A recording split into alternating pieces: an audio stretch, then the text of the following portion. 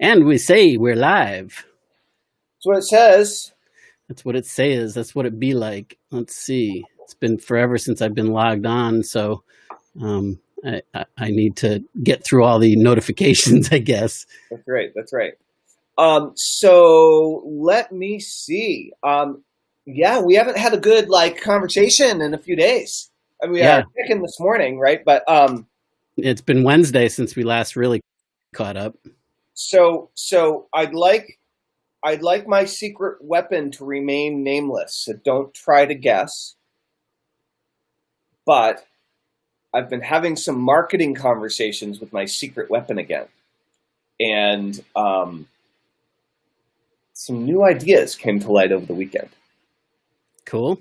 Some new ideas. But first, positive focus, and I'd like to turn that positive focus back out to everybody. We didn't even think about which channels we were broadcasting on today. Yeah, I'm just looking at that now, so I see that we're not broadcast. So we'll keep it where we are, and then we'll go from there. Adapt and adjust. All right, And overcome. that's right. So positive focus. Positive focus. I've been So everybody out there who's watching, what is your positive focus? Positive focus is an idea that I learned from Dan Sullivan. I think you probably learned it from Dan Sullivan too, right? Yes, I mean that terminology. Yes. Where simply, when you get together as a group, especially if it's a group of people that meets on a regular basis, it's a really good way to get everybody into a more positive mindset and a less negative mindset, a less frustrated and stressful mindset, more optimistic, more resourceful mindset as you begin a meeting, which generally helps everybody get along better, solve problems better, have everybody feel better about the meeting. So positive focus is super easy, and I'm curious what you guys are positively focused about right now. What's the single biggest, best, most exciting, most wonderful, or just most zen thing in your life right now? What are you happiest about most in your life right now? And I got requested to become the training coach for my kids. And so my son, Torger, wanted me to start working out with him and one of his friends in the morning.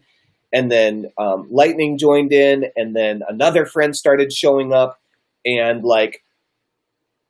there's 5 of us running barefoot down the road, and I wasn't even expecting to start running barefoot. So it's been I didn't expect to be a phys ed coach, but it looks like I'm becoming the homeschool phys ed coach. That's funny. And so we're working out, and we're keeping track we're keeping track of everybody's numbers. We're looking at we have KPIs every day, and Nice. every day, I don't even have to try to get the kids to outdo their numbers. They always want to outdo their numbers. They're just trying to naturally. It's just like a natural human instinct. So that's been super fun. That's been super cool. And normally I just run for exercise, but because in high school and cross country, I would do core workouts and push-ups and ab stuff and all the stuff.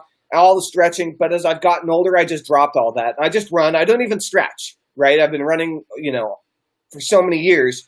But now I'm getting this great upper body workout, and it's unlocking all sorts of extra energy. It's getting me exercising first thing in the morning, which I don't normally take the time to do on my own. So I'm pretty stoked about it. Really good. That's awesome, man. What about you? Well, I'm stoked to have my health and focus back. It was a interesting few days from 4:30 in the morning. Woke up out of bed on Thursday and just completely dysfunctional. It's never happened to me before in terms of that kind of intensity.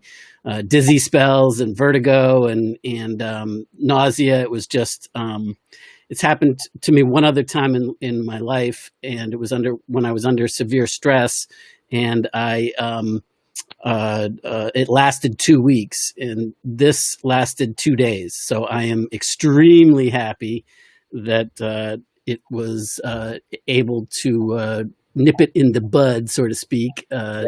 prior to it extending for that length of time, because that was not fun.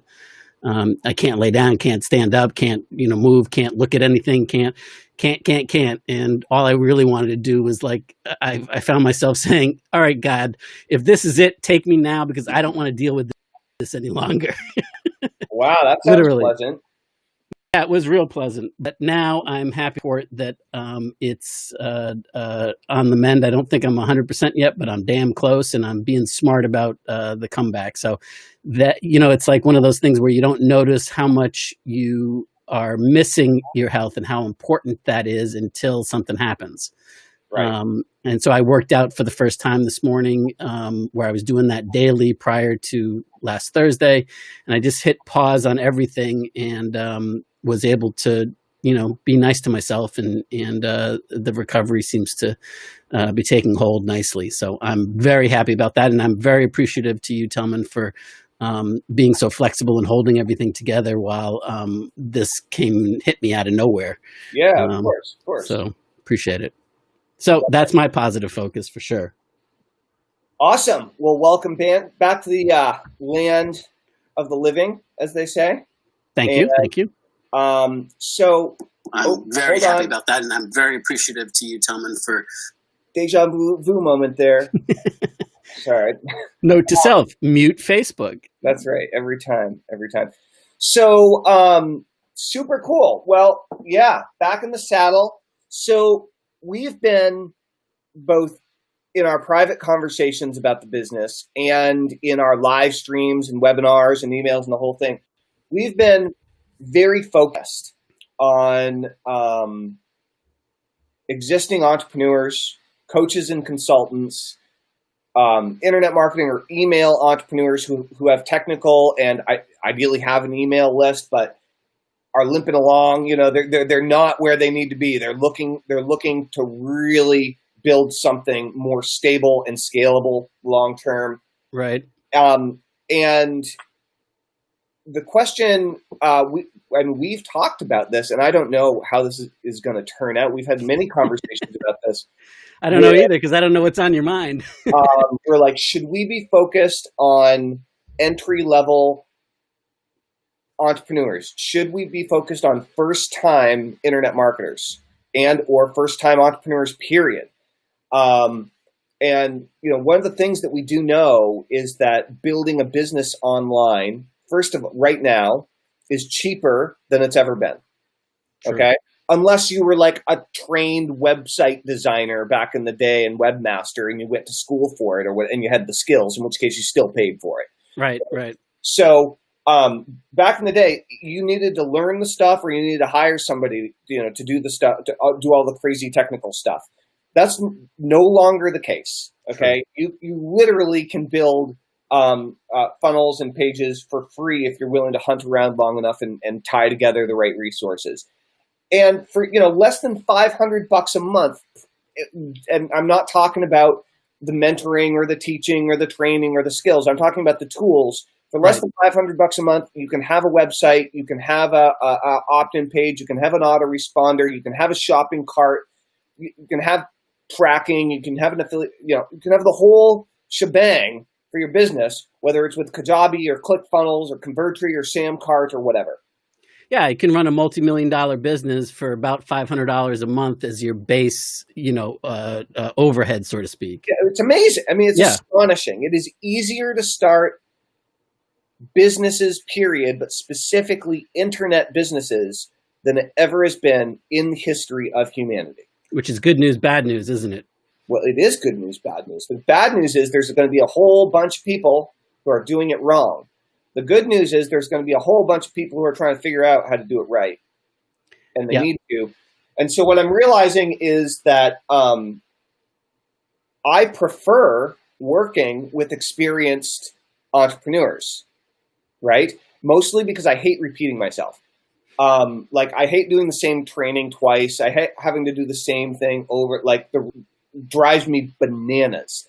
And I find when you're teaching and training a lot of entry-level students or people who are just learning list building for the first time, learning copywriting for the first time, learning any of the stuff for the first time, I have to repeat myself in every single new product I create. I just have to say the same thing. Or I jump on these Facebook Lives and I feel like I have to say the same thing over and over. Very frustrating.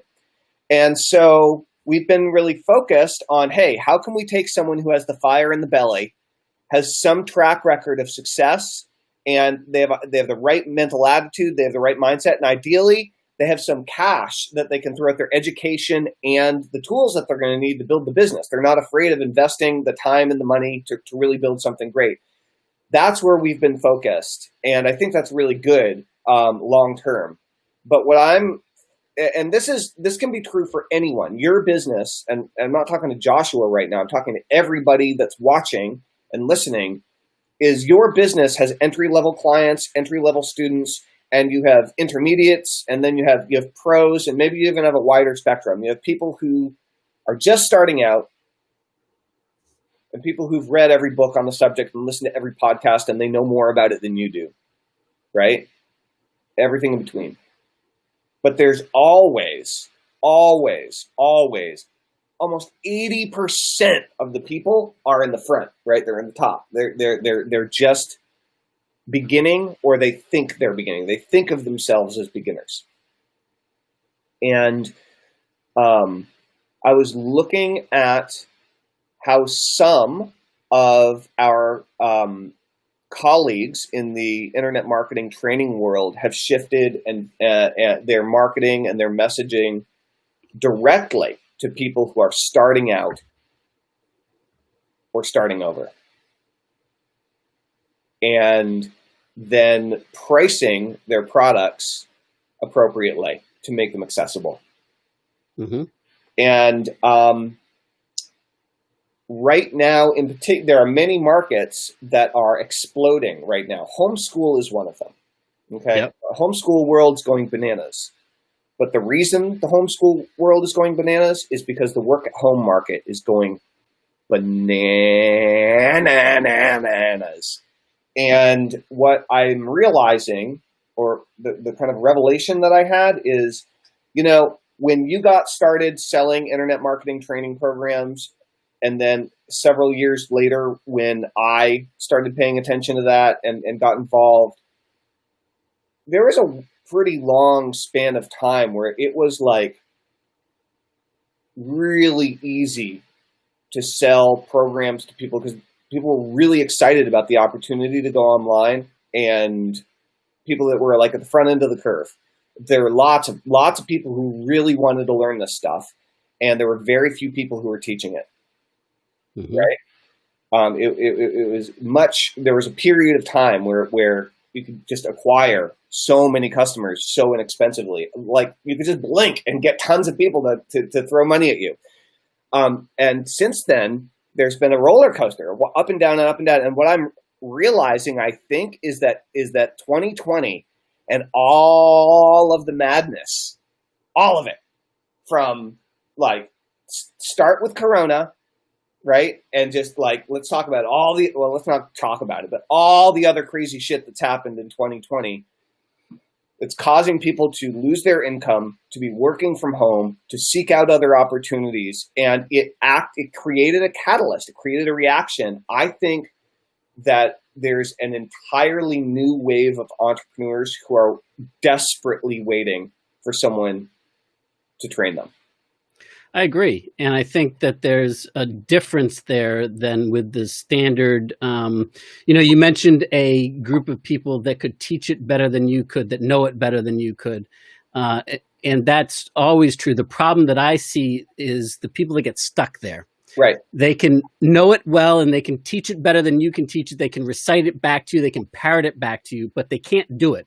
Right. Because they haven't yet dared to get in the game and actually implement, deploy their knowledge. They're academics. Yeah, or they're just professional students, or what I call collectors. Right. Yeah. They haven't yet decided to implement. And they get a lot of value themselves out of connecting with people and showing them how smart they are, showing them how brilliant that they are and how much that they know, which is great and it's important, but then that's where it stops and ends. And there's a danger zone, and so it's those people personally. I don't care about somebody that's never had a success before in their life. I mean, if they're ready, they're ready. Right. They could be like you and me, where I failed. I attempted everything under the sun, bought every home study course that I could get my hands on, attended every seminar, every quote unquote free seminar that turned into a very expensive seminar by the end of it, in hotels. And did all of that, and still I was one of those academics, right? I was one of those people that knew it better than anybody else, but didn't dare get in the game until I decided that it was time to get in the game. Yep. And that decision, that person that's at that precipice, I don't care what brought them there. I don't care what, that they've decided, come hell or high water, I'm going here. They're either going to see me pounding my chest from the top of that mountain or dead on the side of the road for trying. There is no in between for me. I've decided that I'm going to make this happen come hell or high water. And it's that decision. And that's what I talk about, like playing to win versus playing not to lose. If you play defensively, and it is a simple decision, and it's a hard one often to make, because we pound all sorts of shit on top of it. We make it like so important to have it look a certain way. And oh my God, what happens if this doesn't work? And I got news for you. There's you can know everything perfectly backwards and forwards. You can teach it better than the person that, you can know all the latest and greatest techniques. It's still going to not work for you the first time out, because there's a gap between knowing what to do and actually implementing it and doing it in the real world. Right. So, for me, I love helping people that are on the precipice of that want to make that decision and follow through on it. I do not like pushing wet noodles. And that's what I did for a lot of my career. And you talk about like the NPOD system. The reason why I shut down all of my educational products and, adult education, continuing education company back in 2009 was because I got tired of the way that I had built the entire business around. It catered to the people that weren't yet ready to get in the game, that weren't yet ready. They wanted to, but they weren't willing to yet do so. They're too afraid or not motivated enough to make the leap. Yeah, and so I think with what your observations about what's going on in 2020, there's a lot of people, because of the situation external to them, have made the decision that they have to. Right. They don't have a choice. They have to play to win versus playing not to lose. They have to get in the game and they have to try. And they not only have to try, they have to do. Because the old game is the freaking board isn't even there anymore. Right. The game's gone. And so, but that decision sparked whatever sparked it. And it's what I've often referred to you. Like when you came to NPOD, you were ready. You had to go through whatever experiences you had to go through in your life and all the failure, quote unquote failure, that you went through that didn't work, and all the businesses that you started and all of that, to get ready so that when you found something that you could sink your teeth into. But I'll tell you what, if it was the worst system in the whole wide world, just terrible, yep, you still would have had success with it, because you had made up your mind that you were going to the top. You would have figured out how to make whatever elements of the system that you were following work. Now, I'm grateful that it was NPOD, and I'm grateful that I get to tell this amazing success story of, and take a smidge of credit for it. But the reality is I had nothing to do with it. It is exactly how it works, is that when when you're thinking as a teacher, as a mentor, as a guide, what I look for in a student is for me to be inspired by their sense of enthusiasm and dedication to themselves and what they're going to do, so that I get the feeling that, I happen to be the conduit here, but they would have found someone else if they hadn't have found me. And I know that they're going to crush it no matter what. And with a coach, I talked about coaching with my kids and stuff a little bit and getting them out to run. Like I've been trying to get my kids to start running for freaking years. I gave up. They came to you. Completely gave up. And so when you're training people to run, for example, or any other sport, right? But the difference between the kid that is there because they want to be there and the kid that's there because their parents are making them be there, like total. And that's, I mean, to me, that's the true meaning of when the student is ready, the teacher will appear. That's right. Because when you've decided that you're going to do this, then, and whatever brought you to that decision, celebrate it. Congratulations. It doesn't really matter. I mean, the important thing is to recognize that you're making that decision. At the end of the day, all of this stuff is superfluous. All of the COVID, all of the 2020 bullshit, all of that may have helped you get to that point where you're ready to make that decision. But until you take ownership of that decision, as soon as that external stimulus disappears, you're going to fall right back into old habits, old patterns. That's right. So, well, yes and no, though. It depends. And part of it depends on, because stress and like, so for example,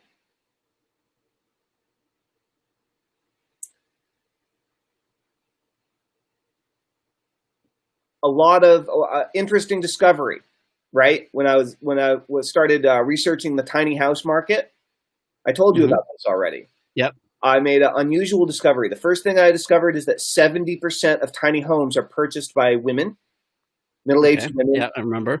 And almost all of them are purchased by middle-aged women who are recently widowed or divorced. Okay, totally not what I was expecting. Yeah, I remember that being a surprise. I didn't really think it through. It was a bit of knowledge. Hey, I just want to acknowledge Gene. Hey, Gene, nice to see you. What's going on, Gene?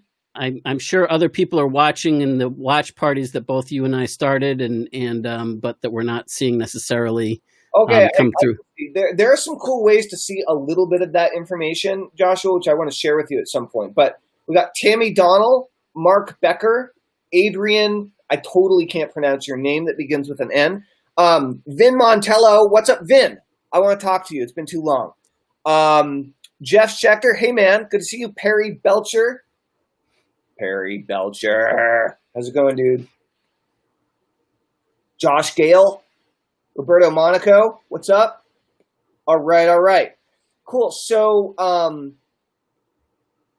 in this area of, it's really interesting when you're, as a teacher, as a trainer of a hard skill, like say copywriting. Is that a hard skill? I don't think so. I think it's a soft skill. Whatever kind of skill it is, you can definitely teach people skills of marketing, of copywriting, of list building, of driving traffic, all the skills that you need to build that relate to building an internet business. These are learnable skills. Right. And as people are out there learning them and thinking about them, there really are a few pieces. The first thing is realize as an entrepreneur that you'll never stop learning new entrepreneurial skills, especially as an internet entrepreneur. Technology changes so freaking fast all the time. That doesn't mean you have to stay ahead of all of it, and it doesn't mean you have to use all of it. There's no way you ever could come even close. Right. But the technology that you do use changes, and it's only changing faster. So being able and willing to adapt, right, and adjust is very, very important with your attitude going into this. And so when you talk about playing to win versus playing not to lose, another characteristic that I really look for in good clients is some sort of competitive sports background. Now, it doesn't have to be sports. There are lots of other things that you can involve yourself with, but what I'm really looking for is the competitive part. I'm also looking for the team player part, because team players in competitive sports not only have that competitive streak and that a little bit of fire in the belly where they want to kind of outdo the next person or outdo themselves, but they tend to be able to actually follow instruction and follow rules versus just you tell them to do something and do exactly the opposite. personal trainers, people with personal trainer, background and training tend to make really good internet marketing students in my experience. Yeah, I think the danger is to fall into the profile being you, right? Oh, yeah. We all start there, but there's a danger when you start just trying to attract who you are, because the way you think is the way that you think everybody thinks. And Right.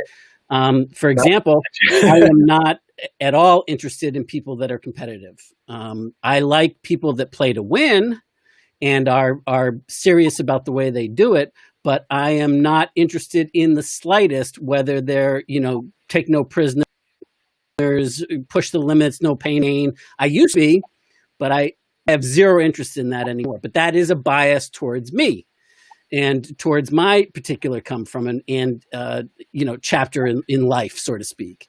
Right. And I believe that the important thing is to attract the people that you can serve best, and maybe that means that the people that are competitive in nature and those are the ones that you can serve best, because that makes the most sense. That's not the people that I can serve best. Mm-hmm. I've never played a competitive sport in my entire life other than martial arts, but in martial arts, it's competitive with yourself. Totally. It's about, that inner game stuff. And I've learned over the years to play well with others, but it's not my natural tendency, And yeah, no, I hear you there. Like, I suck with team sports, but like long distance running, I'm competitive. I will go against myself, but I will definitely try to, I'm trying to pass people the whole time. Yeah, and the funny thing for me is that the competitive spirit comes out in me in different ways, but my way of winning, so to speak, is I change the game so that nobody else has the roadmap but me. Right. And so that it becomes very easy to win, and then I don't have to compete with anybody because I don't like that. That doesn't spur me on. Yeah. What spurs me on is being, innovative, creative, but in a way that pushes the ball forward. Totally. And then changes the game. There was something that I was going to say that I lost in the train of thought that had to do with something that you were saying, but I'm sure if it's important, it'll come back. That's right. So Gene was a competitive surfer. Nice. Very cool. So, surf's up, dude. I left you a voicemail or a audio recording, which I listened to. Talk about this. Oh, you want to talk about it? Go ahead. Okay, so here's the thing. I frequently find myself in this situation, and everybody watching, I want to hear your opinion on this. Like, chime in. Where there's someone that has entrepreneurial drive. They're hungry. They want it. And they're someone I come across, like single dad living in the ghetto in New York City. Situations. Mm-hmm. Single mom of 3 kids, on food stamps, but the hardest worker and smartest person and you'd ever meet. And have made up their mind that it's time. Yeah. And there's just no possible way, right? They're going to come up with $8,000 to go through our training program, right? Or whatever, right. It's not going to happen. So they need a way to earn their way in. And so at the same time, our business is growing and there are all these things that need to be done in our business. And I've done this in the past, but all these things that need to be done in our business that you and I either can't do or don't want to do because there are more profitable activities that can be done, but there are super important, critical things that could be being done every day to help to grow our business and support the business that we don't currently have the staff in place for. Yeah. And so I was like, maybe there's some kind of way that we could come up with a referral-based. And I'm also thinking about how can we constantly be growing our list? How can we constantly be getting the right people on the list and growing prospects? And I was like, maybe there's a way we could do a monthly NPOD student scholarship or giveaway where one person or something gets selected And the way that they pay their way through the program is essentially by becoming a part-time employee, right? And for 3 months or whatever the period of time is, they put in 20 hours a week or something, and learn all of those foundational skills that aren't necessarily the hard marketing skills, but are kind of the underpinnings of the business. Anyway, I was trying to think about how we could grow the list, grow InPod, and get interns all simultaneously. Yeah, I'm open to that. I'm not open to them not having skin in the game.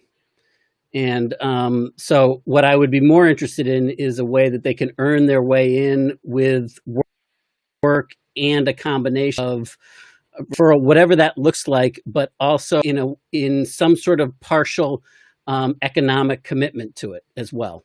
Yeah, I think that would be really important. Yep. Yeah, I think it has to be both. And it can't be an excuse either to not follow through. I know in my own life that there's been times where, the whole reason why I wound up in Fort Myers, Florida, is because I went to a seminar in 1991 in a hotel in Times Square, New York City, on how to make money in real estate. And I couldn't afford, I bought 2 programs. I spent $1,000 $1,000 on 2 programs. But the real stuff that I wanted was this millionaire university thing, to walk in the footsteps of a millionaire while they actually made offers and blah, blah, blah. Couldn't afford it. So I said, well, what's the next best thing? Let me see if I can get an internship and go to work for them. And maybe I can press my nose up against the window and listen in on one or session or 2 over the course. And I was at Northeastern University. So that's the way I ended up doing it. However, what's interesting to note is that while I moved up the ranks very fast in that company, real estate became a non-interest for me. But before I left there in the 6-month internship that I was working for them, I ended up running. I was the manager of Millionaire University, and I was the one that managed the whole thing. And although I started with wanting to make money in real estate, and I started off and implemented a bunch of shit in Florida and made some shit happen initially, I completely lost sight of that aspect of it. And I got too involved in the management and the student and the teaching of it, and not enough in the actual application. Compare that to other times where I've spent hard-earned money, whether it was, $25,000 to join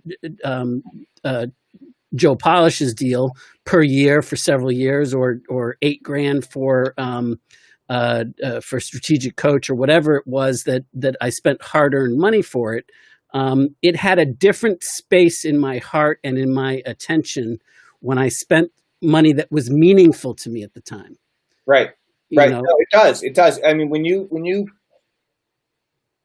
When you put a significant financial commitment down, that basically puts you in a position of hardship where you've got to turn that around. Yeah. You know what I mean? That's an urgency it really puts the pedal to the metal. It's cool. And that's basically the same process that happened with me and Nitro, which caused us to meet. Right. Right. Nitro modeled their incubator program after NPod. Right. Exactly. That's what I mean. Yeah. That's where I came to know Kevin Wilkie, because that's how, in essence, we started as friends. He became an intern of the site, and he was driven, man, and he was making shit happen. He would bring ideas to me, and I would tweak them and give back my input, and he would go out there, deploy them, and then we would come up with whatever the next part of the equation looked like to move it forward. And when I loved the sales letter that he wrote, and it's funny to call it a sales letter because for the Nitro Incubator program, because it wasn't selling anything. Right. Other than the opportunity to join his program that way. And but he basically talked all about the experience of him and I going back and forth and having that environment and that was awesome, because he was making shit happen, and it wasn't you or me giving somebody a free ride. It was them earning their way in and truly earning it and making shit happen at the same time. So whatever we got to do to create that, I'm all for. And some sort of a partial scholarship or, and that type of thing, cool, Yeah, along with it. But I do believe that it if there's no financial commitment to it, then it's easy to skate on the issue. it's true. It's true. Well, financial commitment. Financial commitment. I'll tell you about a different type of commitment. I'll give you a commitment that I'm going to do an awesome webinar with Joshua on Wednesday. We have got something really cool planned for you guys. It's actually an encore, a live encore presentation. We did this great email workshop. We thank you for saying we, but I'm looking forward to participating in this one. Joshua meditated through it. Last week we had a webinar, and it was top 30 emails of all time walkthrough workshop. And so what I did was I gave everybody a copy of my top 30 emails of all time PDF and attempted to cover that entire PDF in an hour and totally failed. Because really there are like 45, 50 emails in that PDF, and I spent too much time talking about them and whatever. And so there's a lot to cover. At the end of the day, everybody said they got a 10 out of 10 in terms of value, and nobody left. Like that, people were on that webinar for the entire time. So that was really, really, really great. Yeah. And I even I added a new bonus email to that PDF, giving you guys a new updated fictional email that you can swipe and just completely run something different to your list. So we're doing an encore presentation this Wednesday. And so the link is www.etgworkshops.com. www.etgworkshops.com. What does ETG stand for? Escape the Grind Workshops. And this is a pet project of mine, because we all have grinds in our life, whether they're entrepreneurial grinds or whether they're make money grinds or grinding your teeth. We all have these grinds that we're looking to ease up in our life. And I started this ETG Workshops site many years ago, like I think 5 or 6 years ago, and it took off it was well received, and ETG being the operative signal there. But this fits so well, like the series of workshops that we're doing now, and it's all about escaping the grind. So etgworkshops.com. Cool. Yeah, baby. Awesome. So we're doing that on Wednesday. We're going to do it's not a replay. It's a live training. Joshua and I will be there, and you're going to get the PDF, and we're going to walk you through the whole process. You're going to have a ton of awesome, proven, high converting emails that have gone out to millions and millions of subscribers and have generated millions upon millions of dollars. These are our highest converting emails of the last 17 years. High opens, high clicks, high revenue, and there's some different categories I'm going to teach you and show you not only how to swipe and deploy these, but how to think about your email differently so you can create your own and be inspired by these in order to up your email game, take it to the next level. Whether you're a brand new email entrepreneur, whether there's something you're looking into, or whether you're an experienced email entrepreneur, whether you're a business owner, if you want to get better at email, get on this workshop. You're going to love it. What I love about this is that you're giving people the tools right there. I mean, like opt in, you get the download, no tricks, no games. But more importantly than that, I mean, it's like goes back to what we talked about in the very beginning, which is that you have. It's one thing to have the knowledge and have the resources. It's another thing to be able to successfully deploy them for your given situation. And that's what I really love. And it's my supposition or hallucination, as Tony Robbins says, that that the reason why the workshop was so well attended and so 10 out of 10 in terms of value is that people probably for the first time got a taste of not just here's the tool, now go at it. Here's the tool, and here's how to use the tool under what conditions, and how to adapt it for your needs in this particular arena, and how to really think about the business model so that you can truly start to deploy it and have success with it. No holds barred, no games, no bullshit. That's right. I was just thinking about tools of the trade. Mm-hmm. And I was thinking about a couple of different things. One is this idea of doing kind of like unboxing webinars, except do it with software. So essentially, they're affiliate videos. They're really, yeah. I mean, like showing people how to have success with it. But like here's the autoresponder to use, right? Here's where to go get your domain name. So the tools of the trade, just in terms of the software tools in particular. So in our trainings, we're going to tell people what we recommend. By the way, okay. I have something fun that I've been working on behind the scenes. I mentioned it in passing to our NPod clients in a session like several months ago, I think.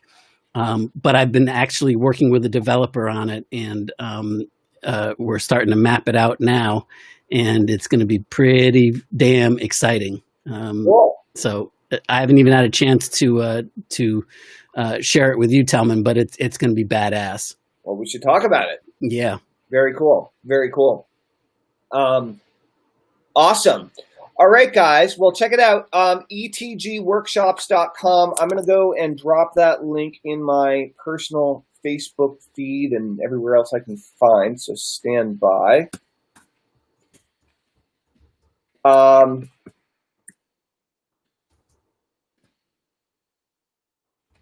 Awesome.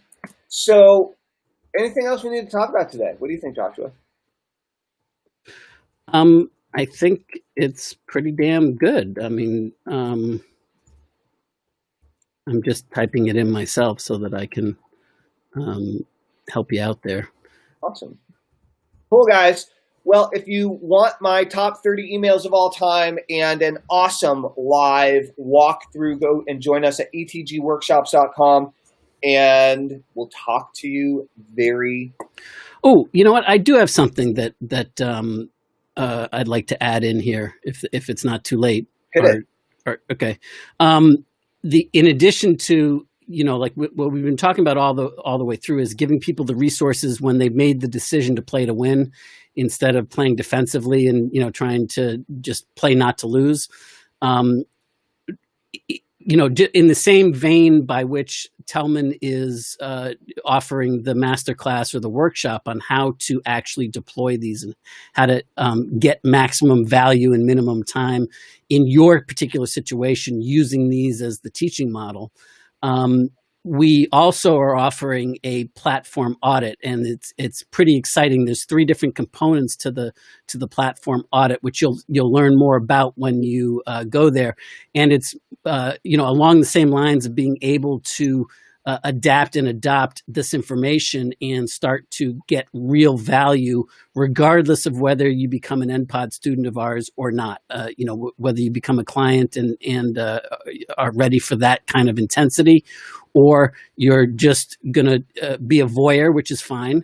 Then we can help serve you and help give you some areas of distinction. The only thing that's not fine in my book is, if you're not yet ready to play to win, if you're not ready to, go to the top of the mountain or be dead on the side of the road for trying, then, spend some time elsewhere, because this is going to frustrate the hell out of you. I mean, just being blunt. Right. But other than that, I think you're going to get a lot out of it. And, the templates, the PDF file is the beginning of, even though it's probably the bait, as it were, or the ethical bribe to join us, it is the deployment of those things and making sure that you're well seasoned and educated experientially to be able to get the same kind of results that Telman gets himself and for his clients with these emails, and be able to deploy them in a way that works. That's what I'm excited about, leaving the mark on. And it's only a question of like, it's not if you're going to become a client, it's when. And, when the timing is right, and we can work with you in that fact. But in the meantime, I'm happy to be a part of it with the ETG workshops and helping you get out of whatever grind you're currently in right now, to provided that you're ready to make the commitment to play to win versus playing not to lose. That's right. Awesome. Well, we would love to see you guys there on Wednesday if you are ready to take it up a notch. In the meantime, Joshua, after we wrap up this live stream, are you free for a few minutes to talk about our hyper monetization funnel? Okay. Yeah. All right. Yeah, let's do it. That one's going to happen behind the scenes. Sorry, ladies and gentlemen. All right, we'll talk to y'all soon. I hope you have an absolutely wonderful afternoon. Rock and roll with it. All right, see you on Wednesday. See ya.